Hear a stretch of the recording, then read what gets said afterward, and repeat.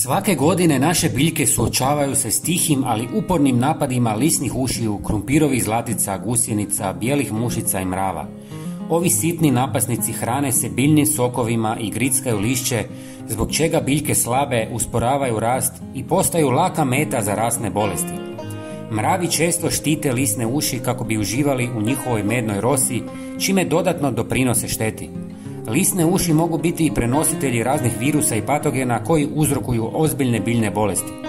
Zato ostanite s nama do kraja videa jer ćemo danas pokazati kako napraviti moćan prirodni pripravak koji tjera štetočine bez kapi štetnih kemikalija. U pola litre tople vode dodajte malo usitnjenih klinčića koji djeluje kao prirodna barijera protiv lisnih ušiju zahvaljujući svojim snažnim mirisnim spojevima, posebno eugenolu. Ova tvar stvara nepovoljne uvjete za lisne uši jer im iritira osjetila i onemogućava normalno hranjenje. Kada biljka poprimi miris klinčića, lisne uši je zaobilaze jer ih to dezorijentira i tjera dalje. Osim toga, klinčiće može usporiti razmnožavanje uši i smanjiti njihovu prisutnost bez štete za biljke ili korisne insekte. Zatim dodajte pola žlice češnjaka u prahu jer sadrži snažne spojeve poput alicina koji imaju prirodna antibakterijska, antigljivična i insekticidna svojstva. Njegov prodoran miris ometa osjetila lisnih ušiju, odbija ih od biljaka i remeti im sposobnost orijentacije i hranjenja. Osim toga, miris češnjaka stvara zaštitni sloj na biljkama koji sprječava napad ne samo lisnih ušiju, već i drugih štetočina. Treći sastojak je pola žlice crnog papra ili ljute crvene paprike.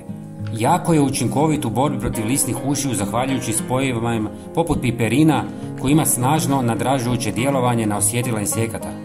Kada se koristi na biljkama, crni papar stvara neugodno okruženje za lisne uši, smeta im miris, okus i sama prisutnost čestica papara na površini lišća. I zadnji sastojak je jedna žlica organskog tekućeg sapuna, jer djeluje direktno na njihovu zaštitnu voštanu ovojnicu. Kada dođe u kontakt s lisnim ušima, sapun razgrađuje tu zaštitu, što uzrokuje isušivanje i smrt insekata. Osim toga, sapun prekriva tijelo uši i blokira im disanje, što dodatno pojačava učinak. Za razliku od kemijskih sredstva, organski sapun ne šteti biljkama ni korisnim insektima ako se koristi u odgovarajućoj koncentraciji. Sve promiješajte i ostavite par sati da se otapa u vodi. Zatim procijedite kroz gazu i razrijedite s još pola litre vode. Prskajte biljke svakih par dana i svi štetnici će nestati iz vrta. Podijelite ovaj video s prijateljima. Hvala vam i pozdrav!